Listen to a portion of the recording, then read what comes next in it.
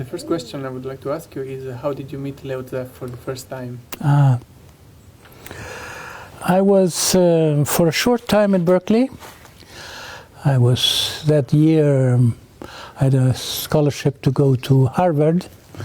And at the end of my time in Harvard, somebody whom I had met in Harvard, but who originally worked for Berkeley, for the Institute of Personality Assessment and Research, his name was Frank Barron, and he is the one who started the Harvard project on psychedelics. He was the one who turned Tim Leary on to mushrooms. But he was a quiet person and never made it a cause or a mission to promote drugs or promote change in society through drugs. He was more a person contented with being. He was a very, very wise person. And he wrote me saying, you have still a few months to stay in Berkeley, but if you are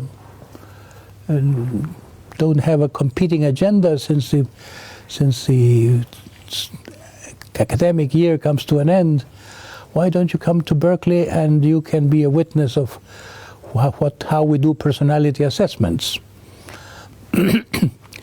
And I did that. And I came into an oasis of seekers and the beginning of the spirit of the New Age. This was 1962. It was just the very beginning. And I loved it. And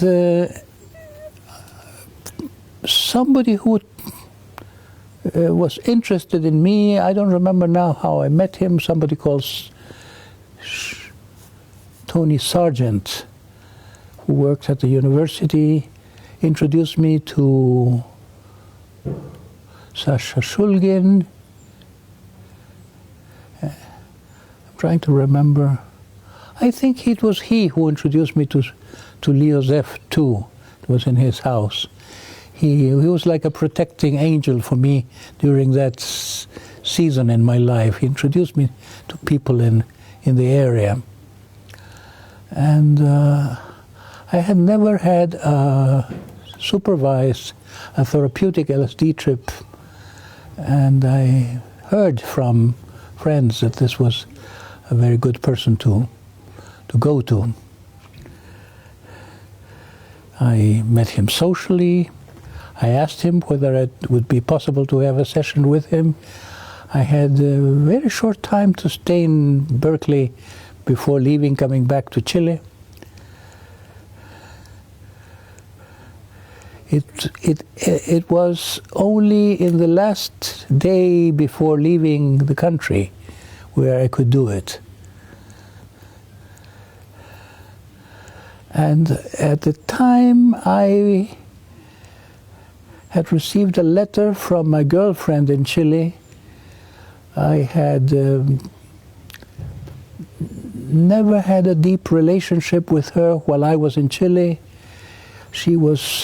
I felt she was wanting too much to be attached to me when I was wanting to take distance.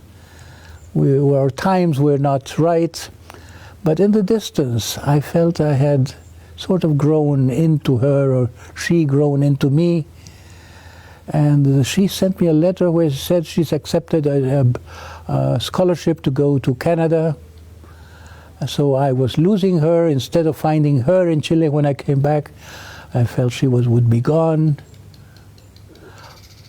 So I couldn't be undecided any longer. And one special reason for having an LSD session at the time, I remember telling Leo, one reason is that I've been very busy doing things. I've been in the United States taking advantage of learning possibilities and research possibilities, doing many projects. But there's a seeker in me that is postponed. I have sort of forgotten or put in second place this part of me. I'd like to reconnect with that. And also there is this matter of love. She is, to me, this woman. She had given me a book by Paracelsus and dedicated to me in reference to a statement that with her I didn't have this magical erotic love experience I knew from a couple of other relationships in my life. I say, in my describing these relationships, I said it was like strawberries, something fresh, something colorful. And with her, I didn't have that. And in her dedication to this book, she says, "Who thinks strawberries are the best should try grapes." And so my question in wanting a LSD session was, I want to know about the choice between strawberries and grapes. And he took note of my interest and my question, and kept this question for a moment in the session where I was near oceanic all-knowing, and reminded me, now I ask you, what about strawberries or grapes? And out of certainty I said both. But the answer was not the important thing. The important thing is that on returning home after that session, I felt deep love for this woman I had kept at bay. I was sort of too careful about not being invaded by her very almost suffocating love. And I felt as if I had been detached from relationships in general as a consequence of poor mothering. I had not had a mother who had a real relationship with me. I was treated a little bit like a puppy, or like a doll, not as a person. And so this woman was the first person with whom I foresaw the possibility of relating in a way I had not known. But it was like being high on a swimming pool. Can I jump into that swimming pool? I foresaw there was a risk that it could be catastrophic if there was no water. And she was about to leave the country. So if I open myself to love, and then I'm so frustrated, this could be it could close a door that it has taken 30 years to open. And so it was. I had an LSD experience which propelled me very high. And then I could not resist the temptation of getting very angry at my girlfriend for leaving. And I lost the height. And was very needy to recover that experience. And that was a powerful stimulus in my development, to recover something that I had tasted so fully, even if fleetingly. So I came back to Leo Zeff when I came back to the country. And by then he told me he had formed a group. He said there was nothing that he had found so effective as a LSD group. He came from Jungian background, and there was a group of Christians with a Jungian background, and they were very successful, and there was a deep sense of community and a spiritual contagion, but this was even better. And he invited me to his second session. He had just started meeting with this group. When I came back to California about a year later, with another scholarship, now I had a Guggenheim fellowship to come and study values, to do research in values in the University of California. My real interest was seeing Leo Zeff again and picking up the trail. He offered me two things. First, another individual session, and was a very healing session to me. The center of the session was Satchitananda. For me, it was an understanding of how being and the knowledge of being, the consciousness and bliss are one thing, and three aspects of one thing. It was an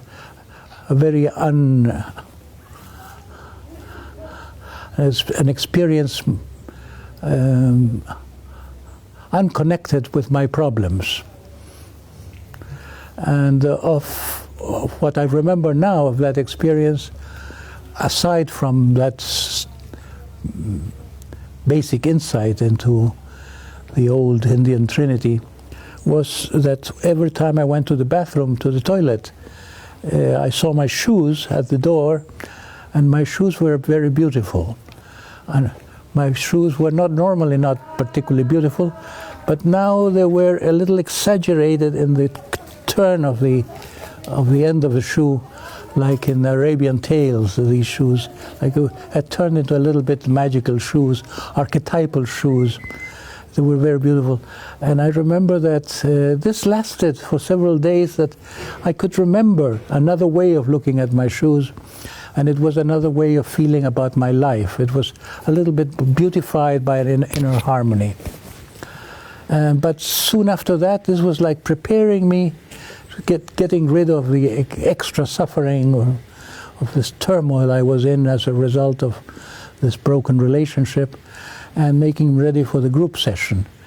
And there I spent most of the session lying next to a woman I had never met before. She was of Swedish origin, and she was very Nordic to me as we lay there without words. And I was in total ecstasy, but in an ecstasy that included her. It was an ecstasy of love, but an ecstasy of love without any need. And then there came afterwards a man who looked a little bit like a leech. He was like hungry for love, and he had been abandoned by his wife, and he was wanting to feel his, like all sticky, my perception was, and lay on top of her as if saying, I want her. And she had room for that, had space for that, for anything, because her bliss was undisturbed. She could feel that I was loving her at another level, and I could feel that too. And it was an experience of deep love that could sustain a frustration that it would have been better without this leech coming and intrude. It was like something ugly in the scene. And later I made an observation about me that had gone a bit too far in this resignation, this passivity, that I didn't. The experience didn't enter enough or last enough in me because I had not done my part. I had been too shy to say, I want some space for me with her, or something like that. And another moment of that experience I remember is the husband of this woman, and he was a pianist who was the accompanist of Yehudi Menuhin. And I felt, I was a pianist too at that time. I'm an amateur, but we more or less played the same things. And now my piano is gone. I don't have the ability of those days. But we felt a kinship as musicians, and musicians who. Oh, I'm just realizing, no, it was not this session, but later. I had a brief relationship with this girl that came after this session, after we had met in heaven, so to say. we met during several nights. And the stimulus for that was an invitation from Alan Watts to his ferry boat. Alan Watts wanted to introduce us to a woman called Charlotte Selver, who introduced sensory awareness in Berkeley, in California, in the United States. She was a disciple of Elsa Gidendler, the originator of sensory awareness, a woman who had advanced tuberculosis and learned to breathe in such a way that she healed her sickness through conscious breathing and through very good control of her body. And there was a sense that sensory awareness could be not just good for being more aware, but good for healing sicknesses. And Alan Watts was interested in her work, wanted to introduce her, and there I came with this woman, Gloria was her name, and when we came back to her, I think we came back from there to her house and heard some music. Then for the first time the opportunity was there to go to bed together. And I had once in my life had such erotic ecstasy. It was almost miraculous, not sleeping in all the night, sex uninterrupted almost, or interrupted rest, but with an energy I normally didn't have. My normal sexual experience was getting very tired and getting depleted. And this was different, like an abundance without end. Another level of erotic love I had not known. And after 3 days and nights, she said to me, "Strange, we are so together at night, but during the day I feel I don't know you." And as if we don't have anything in common. And it was true, we had nothing to say, it was just a physical event. And I understood her so well that I left it open. I was not attached. It was, okay, maybe if it happens again, okay. It was something unusual in my life. I would say I was opened sexually to another level of experience, to another level of freedom after a conditioning, growing up in a Catholic country, in a very provincial culture, I would say. So it was love, it was erotic love, and a kind of experience in allowing myself to be or to be myself in the presence of others. That was new. And Leo Zeff continued having these sessions. I don't remember whether it was one every 2 months or so.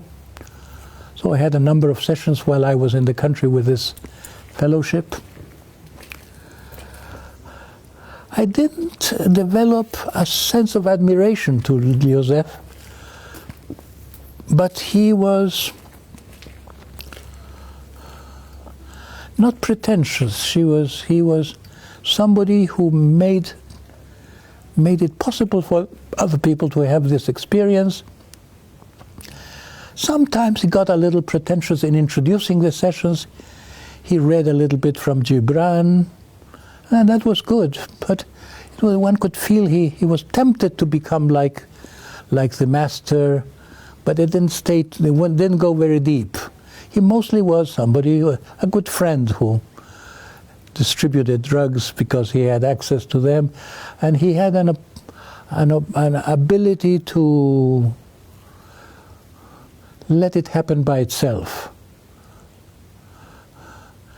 If I learned from him what I learned from to create a beautiful setting, he filled the room with candles and flowers, and to be a non-obstructive presence.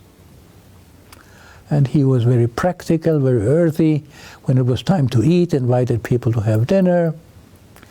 The sessions would go for some hours and then go into dance, or he use the music to propose that. It was beautiful dancing that happened spontaneously. There was a restriction on sex. No sex, as he used it to say it a little comically, in the form of a Confucian dictum, no entry on re-entry. And that was most of the structure. And no leaving the premises without saying where you're going. And this was a house near a beach, very beautiful setting. So an atmosphere of community, of intimacy developed, which was part of the healing process. But many times I told him I never have had an experience like the first. The first I was outside time and space. There was only being. And the music was like a flow of being, golden flow. Until a time in that first session when everything became devilish. He changed the music. He wanted me to hear Ravi Shankar. And I was very fond of Ravi Shankar, but I felt there was something, a manipulative intent of using the music to produce something. I didn't like something, I didn't know what it was. It was a hellish part of the trip. I couldn't speak when I tried to say what was happening to me because I was ashamed of every word I could say. Words couldn't come out because it was as if anything that I saw about myself produced such self-rejection. And I was afraid of making it audible.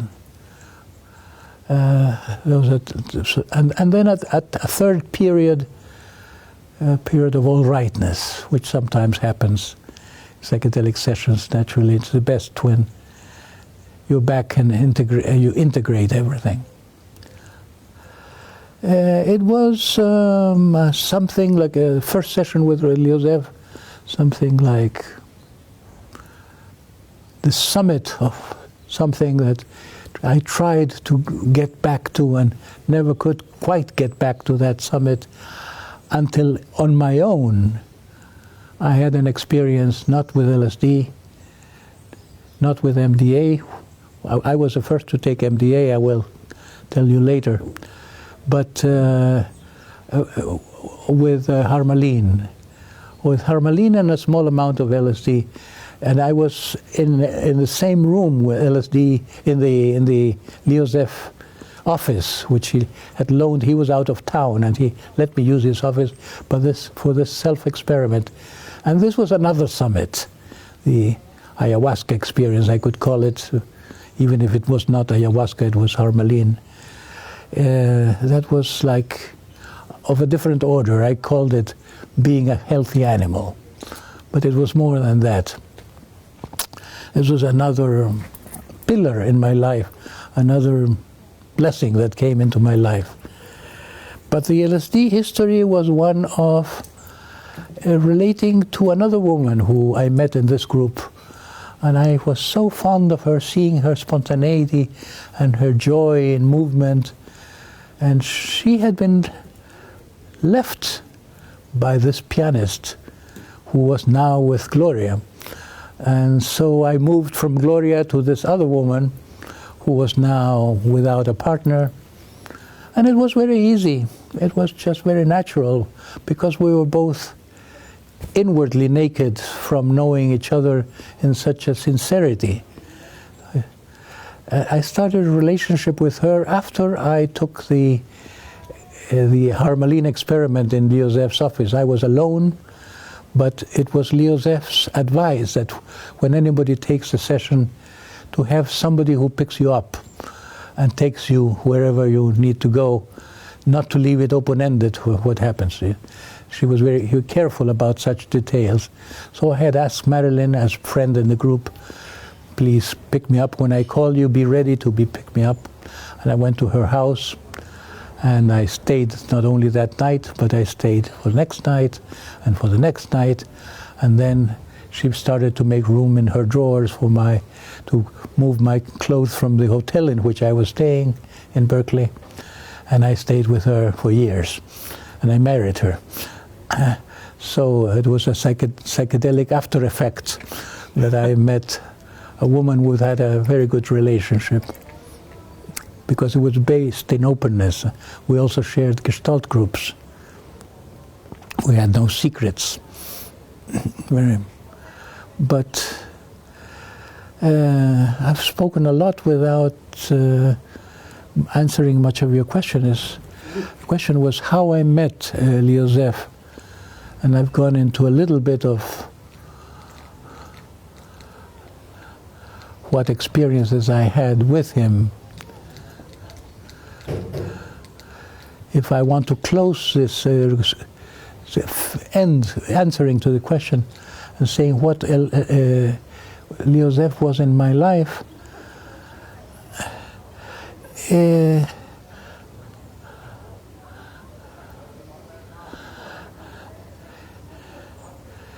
he was like a gift of life, that I had this great experiences, both of the first LSD session, the opportunity of taking LSD in a group, and at the same time he was not somebody admirable to me. When they wrote that book, The Secret Chief, Myron Stolaroff, who wrote it, who didn't know Leo Zeff at the time when I was having all these experiences, he came late when Leo Zeff had probably already retired. It was trying to make a myth about somebody who was not, didn't have the stuff to make a myth about. It was something much more simple. It was somebody who had had great psychedelic experiences and wanted to make them available. He didn't pretend to be a therapist when he led psychedelic sessions. And maybe I implicitly learned that, not to try to be a therapist, but to trust. He used to distribute a prayer, a written prayer by Fenelon.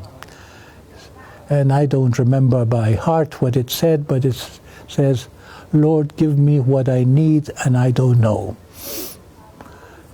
Give me consolation, or give me, I don't know, the opposite word, if I need to be spanked, spank me," something like that. That was the attitude he recommended.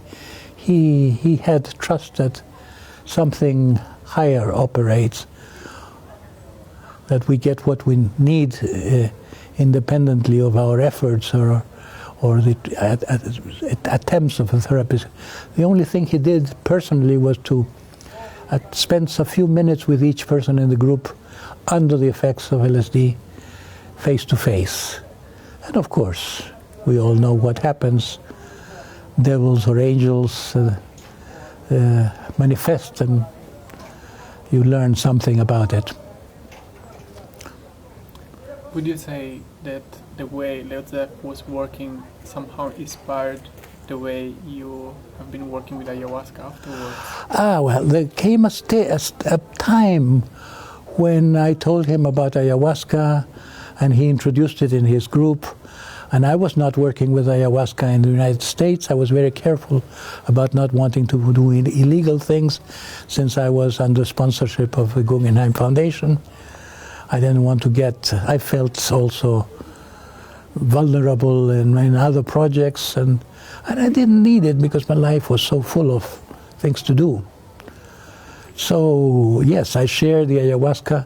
Then I started doing, in the intermissions of my time in California, I did the experimentation with MDA. I brought MDA into use. Unfortunately, it became a street drug before I wanted to speak about it. And some people died from that result of overdoses. MDA is dangerous to some people. I don't know why. Some people have toxic reactions, and it has to do with vascular phenomena.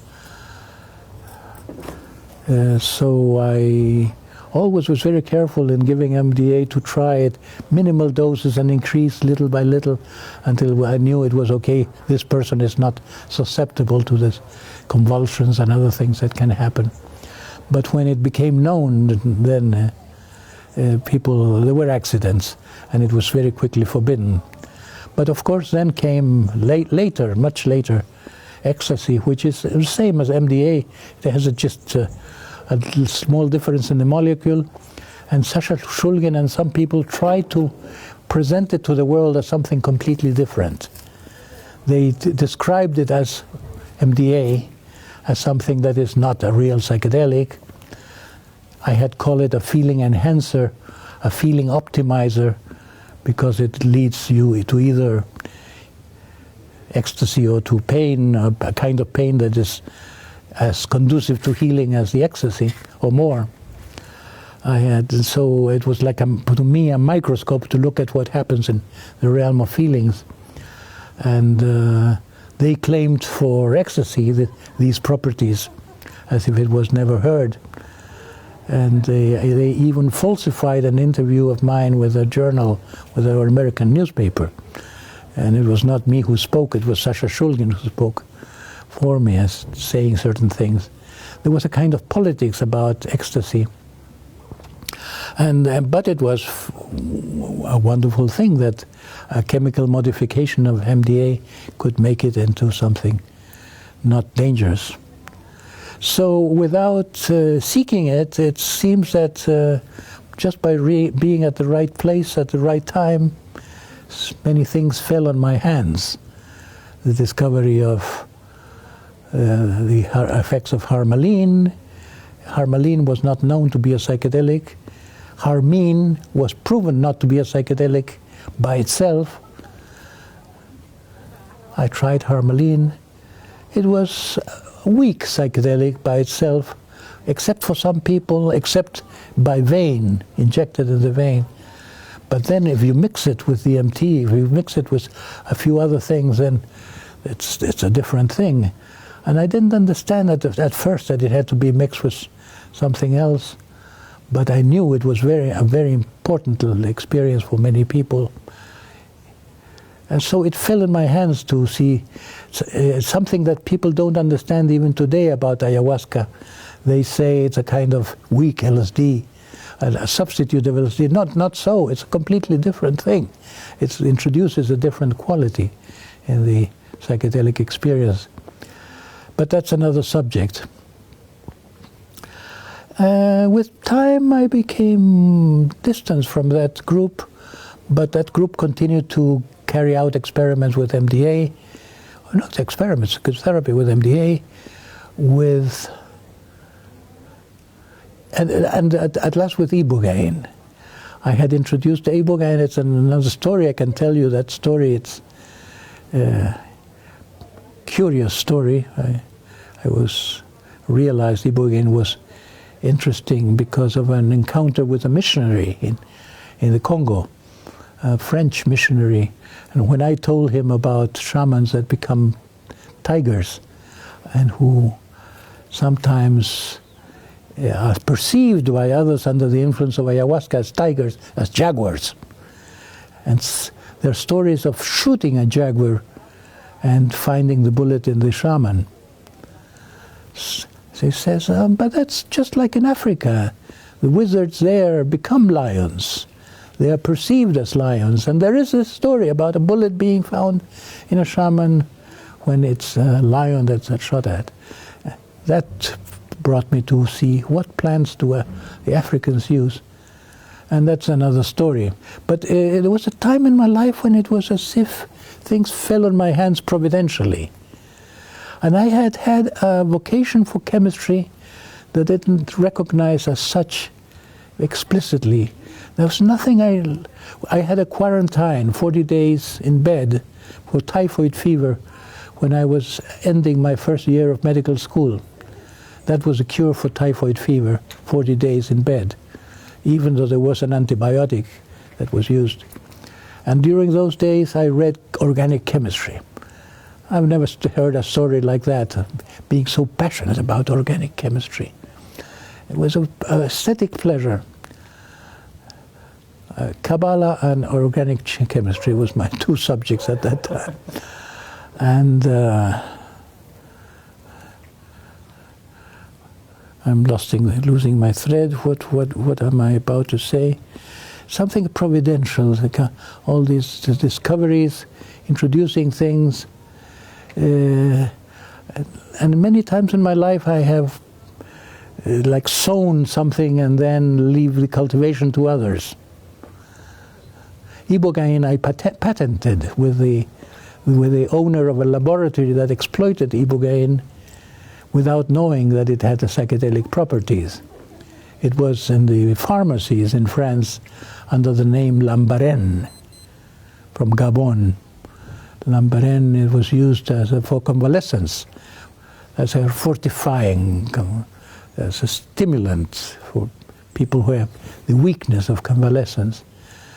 And when I told the man who had this laboratory, because I wanted to get some of the root extracts from him, after having tried the pure alkaloid, and he said, "Oh, I suspected there was this, because one of my employees once took a whole tube, and he got drunk." It was his way of describing it. So we got the patent on ibogaine, or the combination of ibogaine and MDA, more specifically. Now I don't know how much what mixture they're using.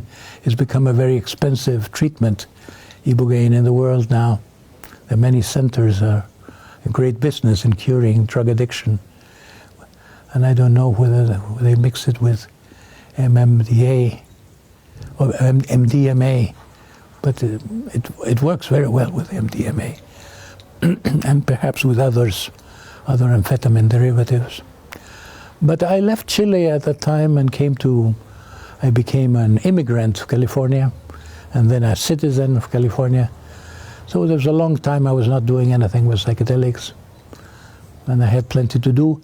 And then there came a time when I became so interested in changing education, I was sort of possessed by this idea: if you want to change the world, you have to change consciousness. If you want to change consciousness, you can't change consciousness with the kind of education that is designed to keep consciousness the same, to inculcate, to brainwash people into conformity. You have to innovate in education. And the only way to be believable in that environment, which is so conservative, I have to de-emphasize my psychedelic interests. So sometimes I've been interviewed and I say what I think.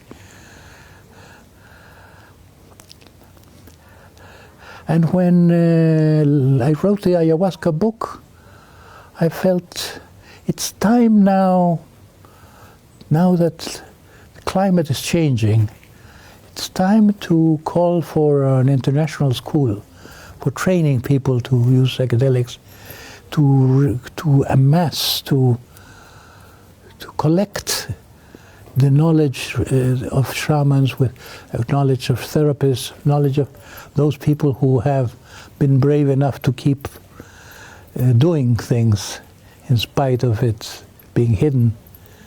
A time to train people and to create a channel, because the only problem of psychedelics is misuse, and this problem arises from not having an accepted channel. There's nowhere to go, and people can't be prevented from wanting it, because they smell it, they feel, they get the sense of how important it is from the oral testimonies. So the solution of the problem is at hand. With a little bit more openness, with a little permissiveness, a legal channel should be established. The main obstacle, I think, is the envy of doctors, the competitive envy of his psychiatric profession. They don't want charlatans to come in, people who have not suffered like them from going through medical school and wasting years.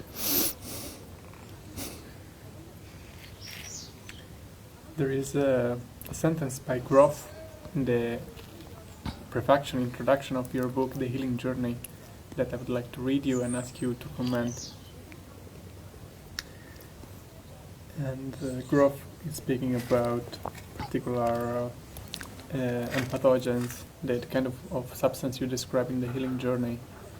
I personally have the feeling that now that, for example, ayahuasca is spreading a lot, these other substances are being underestimated by many people.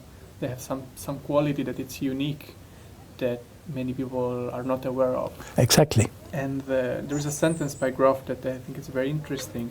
And the sentence is, these compounds seem to be much easier to work with since they do not have deep disorganizing effects on the psyche, as it can be the case with LSD, mescaline, or psilocybin.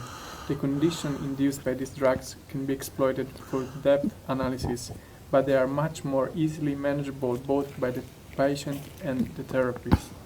Could you comment about that? Yes, that's very true. I wrote a chapter on MDA in my book, The Healing Journey, and I called it the drug of analysis. Analysis becomes spontaneous. It's purgatory. It's like activation of the ability we all have to see ourselves. It's as if the wisdom brain, which I think is the non-rational side of the brain, the part of us that is able to have knowledge of self, to understand, not intelligence but understanding. That part is specifically stimulated. There's nothing else that happens almost, but being able to speak more with more understanding about oneself and one's relationships and observe relationships. It creates an atmosphere of great intimacy. And I used it after testing it in individuals and using it a little bit in groups. But I then saw that the best application is in families and in groups of partners, people who have something to do together, like communities, who have ongoing relationships. Then one of these sessions, it's like clears the ground, is like a great washing of, and starting again from zero with, it's like throwing away the garbage, disposing of the garbage. So I did a little bit of that in my years of prohibition in America. I was invited sometimes to Sweden and to Holland to do work of this kind. I was even invited once to Germany officially to work with MDMA when it had not been forbidden yet. And it was mostly Osho's people who came. Recently, there is another compound called MDMA BK or methylone, which some people believe have also potential for therapeutic use. Did you hear anything about it? Do you MDA 3A? MDMA BK, also known as methylone. It's relatively Big recent. A. BK. BK. Yes. No, I don't know it. Okay, so I will skip to the next question. Yes, yes. But what I found most interesting was MMDA 3A, because there are 6 varieties of MMDA, and 3A is potent at a very small dosage, and it had the best results. And mixed with ibogaine, it's the best combination. This I have never published. And I would like to ask you your opinion about the transformational festival culture spreading and blossoming around the world nowadays. I think most of the people today either are getting in touch with psychedelics through this ayahuasca culture that is growing, so through medicine circle, either going to the jungle or joining groups in their own country, or through getting in touch with the trance festival culture. And I would like to ask you your opinion about it, summing both the potential risk of having an experience in this kind of setting and the potential benefits of anyway getting in touch with this substance in this environment? There's a problem, and you were asking me that question. You're asking the person most ignorant of such things. Mm-hmm. It's as if I have been so absorbed in my work that I know very much what happens in the world, and particularly in the world of psychedelics.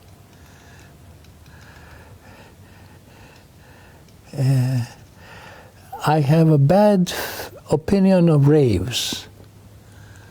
Raves, I think, are the worst form, the worst approach to the specific benefits that can come from MDA, MMDA, MDMA, and this family of drugs. You need calm, you need intimacy, you need conversation, not movement. I'm curious about how can that energy have been so deviated. People should be made ready for the experience in a different manner. I was once in a conference in Esselen at the time when MDMA there was an attempt to legalize it. I was invited to a series of conferences under the name Arupa, that had been the name, for instance. Well, and as people acquainted with psychedelics or therapists mostly who use psychedelics were invited. Shulgin was there, Myron Stolarov was there. A number of people who were experimenting with different substances.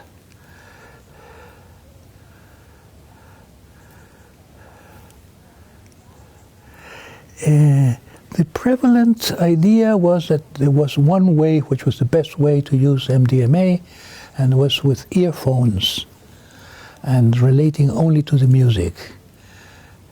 And I thought that this was a way of preparing for the business of MDMA as a street drug, as a non-prescription drug that could be used by anybody. So a safe way to use it for an amateur therapist or for a friend that is going to babysit for you is just don't mess with it. The structure is you have to be content with the music. You have to find a way of being okay with the music. If you go to hell, come out of hell by yourself with the music. Don't expect a therapist to intervene. It was a very good way of keeping amateurs from trouble by getting them beyond their possibilities. So a business proposition masked as a way of doing things that came from the Leo Zeff groups, because it was a stage in the LSD groups of Leo Zeff when it was already technologized with earphones. It was very good for the neighbors. You didn't make such noise. It was not obvious that you were having a big party, loud volume. People were having private experiences. But for LSD, it would be fine to do that, but for MDA. So I remember saying sometimes I go out of the room, and when I come back and my patient has been waiting for a few half hour perhaps, my experience is the patient says, "Oh, I thought this effect was gone and now it's coming back." Because with conversation, meaningfulness comes back. Things are touched that had dormant. It's a talking drug, MDA or MDMA, or all these affects relationship and communication. And so there was, just like raves take the people into a movement pattern, or a movement focus, this takes them into a music focus and without missing out something vital. And it was two people in the Iceland meetings and the other one was head of the humanistic psychology group at the time of the association, and we were considered oddballs because we talked to patients. And so psychedelic culture was going a little... I separated from it, and I was separated from it. They forgot me. They stopped inviting me to conferences. I cannot say I understand completely the situation. I think it had to do with some rivalry from Sasha. We had been very good friends. I had a lot of appreciation for him. But I think he came to a time in his life when he was a provider of drugs to his friends, and he was not a therapist, he was not an expert guide. He was a guy with an extrovert with a brilliant mind, and he was funny and he was kind to his friends, and he was made into something he was not. And I think he saw me as a competitor, and he wanted. So now that he died, I notice that my theory confirmed, because the people who have been near him contacted me and wanted me to bring me back into the movement. They are missing somebody who can be serious and give weight or give credibility to a culture that is not so enlightened. One would have expected from the use of substances that have such illuminating qualities. But the psychedelic culture is like raves, a culture that I have not admired. And I would like to ask you a question about cognitive freedom. In the conferences about psychedelics in the last years, more and more people are starting to believe that it's important to speak about the right of freedom of religion and freedom, therapeutic freedom, but that is now time also important to speak about cognitive freedom, like something that encompasses therapeutic freedom and religious freedom, but that goes also beyond referring to really the freedom to discover our potential as human beings in general. So how would you describe cognitive freedom to somebody who never heard about it? Well, I have never heard about it.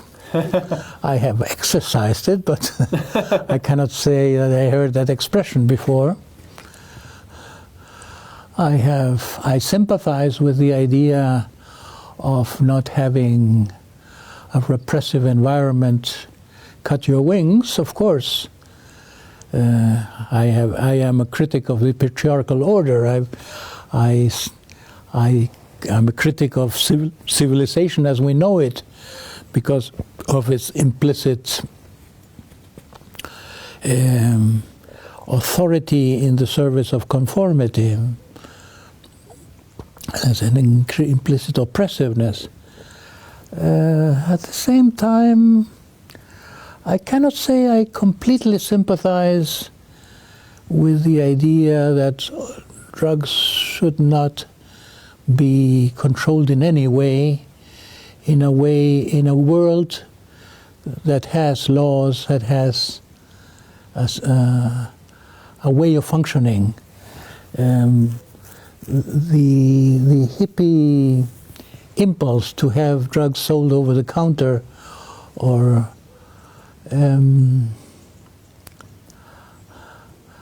I think it would be more reasonable to be more moderate and say amphetamines need a prescription. Why not LSD? It's too much to ask that everything be sold over the country. There are people who are more able to help others. There are people who are more trustworthy. But if everybody can take anything, there may be more complications. There's a lot of sickness in the world. Addiction is a serious thing, and damages people very much when they are not protected. And good parents protect their children with some wisdom. There's not every initiative to have limits is necessarily to be bypassed. So I remember in one of those excellent meetings, I found myself in agreement with the White House psychiatrist. It was Reagan's time, and we both thought that MDMA should be a prescription drug like amphetamine. And that made me very unpopular in the movement. They wanted it to be sold over the country. And there was a trial, and there was a court case. And the court case was won by, and I was one of the people who presented clinical documents to prove that successful treatments. So a number of vast documentation was presented from some 30 therapists or so, and the judge approved. Now, this is a good substance to be used, and the, how's it called, DFA? The Food and Drug Administration. FDA. The FDA intervened and vetoed that decision. So it was, the movement was aborted. This plan to have MDMA go into the streets was aborted. Maybe that was something that alienated the psychiatric community, particularly the fact that this psychiatrist was not a particularly oppressive or anti-conventional person. We were in agreement to have it moderated. That was not tolerated by the environment. The environment was more revolutionary, more libertarian. We eat what we want. We we think what we want. We would do. I would have to think more about it. I am very much hopeful that the world may be saved with the help of psychedelics, because it doesn't seem to be possible to save it without. I've been trying to change education to make the world different, but it will not be an education accepted by ministries of education. The old bureaucracies are too heavy. I think a new education has to grow alongside as a parallel education. And so it's a slow process, and maybe psychedelics will be the decisive factor in changing society. I think very highly of psychedelics as a decisive thing for human evolution, for collective healing, in view of what might be called a demonic factor. Darkness is thick. Darkness defends itself. Darkness functions as if it were a mind with an intelligence, even though it's a systemic phenomenon. It's something like the devil that possesses the world, just like in the Middle Ages it was believed. So psychedelics may be the gift of heaven to dynamite fossilized consciousness. And my teacher, Oscar Ichazo, told me that he had been given a prophecy. He was a very mysterious man, but when he was made he declared himself the pillar of the world, according to Shia beliefs and also this secret school that he represented. When he was given the scepter, and that belonged to Muhammad. I don't know whether it's a tall story, but maybe the material side of the story was a tale to symbolize something that was true, an inner mission that was true, and that. And as soon as he left Afghanistan, he told me, and was on the other side of the border, had this vision of a new world. And thanks to feminism and thanks to drugs, it was part of what something he didn't declare publicly. But I think he was right on. I think it's very believable. Half of it has happened through feminism. the patriarchal family is getting to be out of fashion. And with the patriarchal family out of fashion, the patriarchal politics loses weight, becomes ridiculous. I remember Rick Doblin, the founder of MAPS, saying once, the quickest way to reach a goal is to have patience. And very good. I was very impressed. And I would like to ask you if you agree with the strategy of MAPS of trying first to reach legal permission to use MDMA, for example, for clinical use, for therapeutical use, with a vision in the future to have also clinics where people without any specific problem can experience it. But it's a very slow strategy, no? But very slow strategy. Yeah, but efficient. I think it's reaching Yes. the goal, no? What Yes. do you think? It's beginning to flower. It's at the edge of cultural change. Now many of the repressive opinions of the world are beginning to seem ridiculous because we see the naked emperor. We see that there was no real authority behind them. It was a kind of make-believe authority. That now that we're seeing the emptiness of politics, we see the emptiness of the money world. It's the new age has been made to sound passé. A lot has been invested to make it seem outmoded, out of fashion, backward, and now it's beginning to be seen with nostalgia. Oh, they had reason, they were right, it was true. We cannot believe those who have taken over with this neoconservative outlook. The world has not profited from that. I think the perspective, I think this book that is called a Book of Revelation means that it's not that God will be revealed, but human idiocy will be revealed. What will become obvious is that there's so many things that need to be left behind. That's my hope. When they ask me, "Are you optimist?" I say, "I believe in shipwreck." I believe that the new will come by itself if only the old loses believability or becomes obviously dysfunctional. And that's so much happening. It's happening. Happen with economy, it's happened already. I like the image of, what's his name, this Žižek, this political philosopher from Slovenia.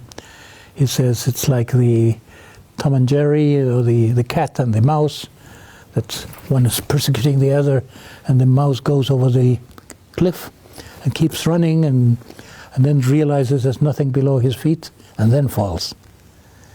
He says we are in that stage. We are already, we are over the cliff already. The fall is as if it had happened. So that's my hope, that when the forces of resistance or forces of opposition collapse, we can trust organismic development with a human mind and inspiration. If a mind, it's like an exodus. The only thing necessary for the people who have left Egypt and the imprisonment in despotism, the only thing is to follow the tabernacle, to follow where God is. There you go.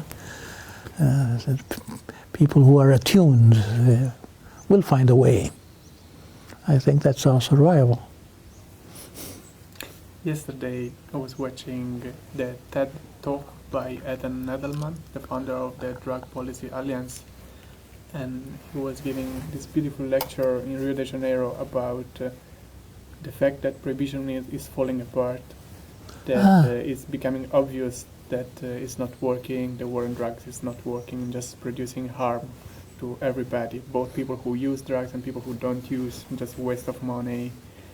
And it was really interesting to see that what he was saying was perceived as true by most of the people there. Yes. And I would like to ask you, what would you say to those people who are like in their 60s or 50s and never tried psychedelics or never tried drugs at all except the legal ones, and that are starting to question the prohibitionism, the war on drugs, but they are scared of regulating drugs or something different? What would you say to them?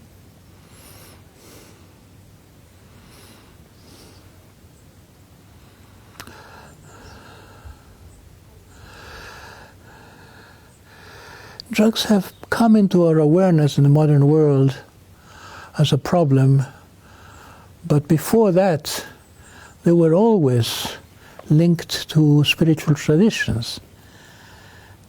And the spiritual traditions are the flower of the earth. The spiritual traditions have been the greatest inspiration, with the Christian and the Judaism. In each, on the origins, you find the suspicion that there was a drug there. Even though today many of these things have been erased by a repressive culture. There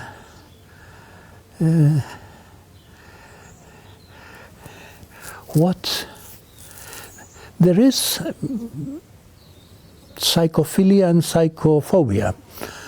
There are people who are square and there are people who are beatniks. There are people who are experimental and people who are conventional.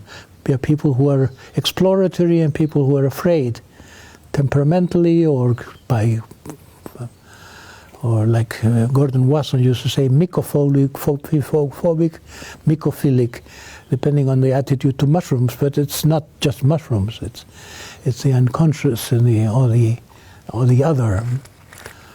So we have lived in repressive cultures, and we know it has not worked very well to be repressive. It is a part of our human mind. It's the rational mind has taken over in the course of evolution, put away the affective mind, put away the instinctual mind, put away what we might call the angelic mind, which is our other hemisphere. We have the science become a religion today of scientism. Doesn't believe in intuition, doesn't believe, that's charlatanism. So everything recommends be less repressive. The word psychedelic means enlarge the mind. I think it's time to enlarge the mind because it's a time in history where we change or we perish. Everybody is in agreement with that, even economists. We are eating our environment, it's impossible to conceive constant growth in a finite environment. What is going to be done about that? We are not doing anything about anything because we are not owners, we are not on top of our own evolution. We're not owners of our life. We're sort of automatons living on Earth, zombies. We should recognize our zombie-like condition. Zombie-like because of unconsciousness, and zombie-like because it's a voracious unconsciousness, predatory unconsciousness. So it's not civilization itself. It's not such a nice thing. We have idealized it. We have raised many flags. We have covered it with many religions, with patriotism, with so many ideals and law and order and such. Now these are not very well believable anymore. Now we see that we have been barbarians from the very beginning, and our economic system is a predatory system. It's not as a system designed by humans for human ideals or for the common good. So in the presence of such a world, in the presence of such a world which is endangered and endangering all of us, we should be a little bit more open to things. And psychedelic experimentation has to be, if not state-supported, at least not forbidden. And I would like to ask you one more question about MDMA. Once I had the honor to share this medicine with a shaman from Ecuador in a therapeutic setting. It was a small group of people, 12 people, and it was like a shamanic ceremony but with MDMA. And during the sharing, the shaman said something very meaningful for me. He said, it's from this state of the soul that a shaman heals his family. Leads his family? Heals his family. Yes. Yes. And then he said, I think this is a good medicine for the family. Oh, very true, very true. Yes, and family therapy, I think, is very important today for a better society. It has to start in families, small groups. I don't know anything better for family therapy. I have invited many couples to have it, and it's like a renewal of their partnership. And again, like throwing the garbage again away.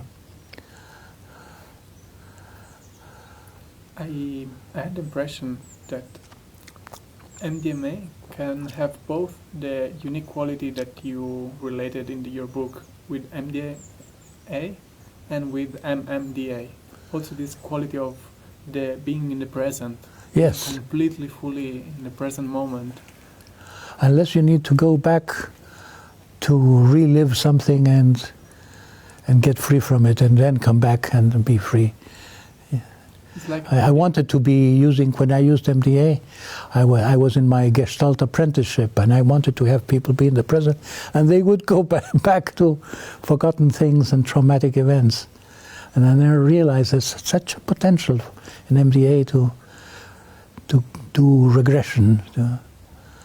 But MMDA is more in the present. Yeah, and you're right, MDMA has both aspects. Of course, it has its own intelligence, so it brings you where you need to be. Yes, exactly.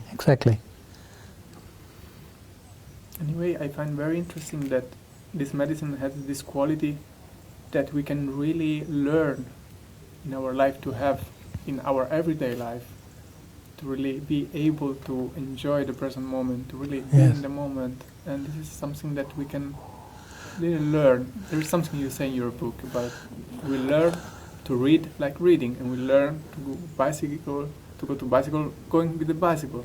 So we learn to be in the moment, being in the moment, and this experience is like a glimpse to our potential. It's an earthly paradise. It's not the paradise of LSD, which is above our heads. It's paradise of enjoying. Yeah, life as it should be. The trouble is that you can have it only about 3 times, and then it starts to be weak. It's not the same. It's as if it told you, but you had your lesson. Why are you coming back? There's nothing new I have to tell you. You have to embody that before I speak to you again. And it's true that Leo Zeff was not taking the medicines during the session. He was just... Oh, yes. That was... And he was having the ability to connect with people anyway, right? He was a caring person, but a caring personality. I wouldn't say he was a deeply transformed person, but he was a good therapist because he had the quality of a caring person. He was an extrovert. He gave a lot of attention to people. He was okay. I would say okay. I gave him his Harmaline session. In exchange, he gave me a sort of rabbinic transmission. He gave me some chalice and the how do you call it, is the Jewish scarf, the talis. It was a deep exchange between us, and it was very significant to him to know this other psychedelic. He had only known LSD. And he inherited my girlfriend. This girlfriend, Gloria, that I mentioned, he married afterwards. One more question. I really agree with you when you said during the ayahuasca conference in Ibiza that we are talking about how to regulate or legalize ayahuasca or other substance, but the big challenge is to create school where people can learn about themselves at a deep level and can learn how to share this medicine with others. To transform rather than learning how to do it, because many people would want to see how it's done and then to repeat it. And in the shamanic tradition, nobody dares to do that because the authority of the living shamans is respected. But today nobody respects anything, or nobody. So there is a possibility that there can emerge a business shamanism of great proportions. The more things are free, the more difficult it will be to discern who does it right and who does it without the same transformative effects. I wouldn't want to go into that matter today. I remember the end of Fritz Perl's life. I had a discussion with him, or he had a discussion with Jim Simpkin, who was his closest collaborator. And Simpkin wanted to regulate Gestalt therapy and have people pass exams, practical exams, how to do it, to be certified. And Fritz Perls was more organismic, more Taoist, saying that people do what they want and it will happen as it needs to happen. I don't have really an opinion about psychedelics, but I think it's something I haven't given enough thought to. Mm-hmm. I just realized one more question I would like to ask you. It's this summer I started my vision quest, and for the first time I experienced to be in a mountain, silence for just 4 days, and it has been a beautiful experience for me. So I would like to ask you to share a little bit more about your experience in the desert for 1 month that you mentioned in some of your books. How it was also practically. You had food with you or no? Well, I'm glad that your question is about food, because to answer about the inner part of the experience, I would need to have 3 hours before me and be less tired. It was the beginning of a new life for me. But what I ate was mostly quinoa.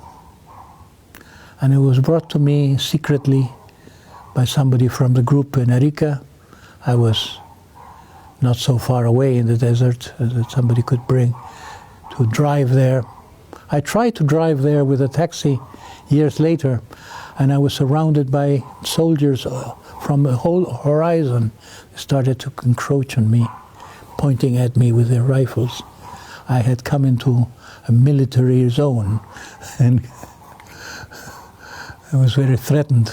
The place of my transforming refuge had become a military zone, so I couldn't access it quite. But yes, and I ate some charqui, dry meat, which my wife prepared to me in the oven. So it was not a vegetarian, and it was not a fasting retreat either. In the tantric tradition, you say when you practice tantra, you're supposed to eat meat and not vegetables. So it was a little bit on that line. But the fact that there was somebody who brought me the food led to complications. Ichazo had said this should be a complete secret. that he had inherited this tradition of the 40 days in the desert, and I would be enlightened, and he could foresee that I could be enlightened, and it would be his transmission of a quality of being that would have consequences in the world, big talk, and must be very secret. And I think he engineered the situation itself so that he could tell me on the last day of his retreat, it's known that you are here and not visiting your mother in town as you told them, because he asked me to tell a lie, so it would not be known that I was in the desert favored by special treatment. It is known, and some people begin to ask me, how are you? And I tell them you are okay. I don't tell them you are very, very, very, very okay, because there might be envy. But there was a beginning of a complication, and then there was I think he this very strategically pitted me against the group as a bad boy who had gone on his own to the desert, on his own initiative, probably thinking he was a sort of Jesus Christ for 40 days. Probably not. He didn't say he had sent me there. And he pointed at me as somebody who the group should be very careful about, because I'm failing. I'm not there with the group. So he planted and created conflict, which I thought it was very good for me. I had to not care about what the group thought and not care about being sent away from the group. It was a very complete treatment. But some people thought I was, John Lilly, who was in the same group, called it doing a Claudio. Doing a Claudio, like everything is okay, or believing in Oscar even though that's unbelievable. Nobody gave Oscar so much credit for knowing what he was doing when he was throwing me out.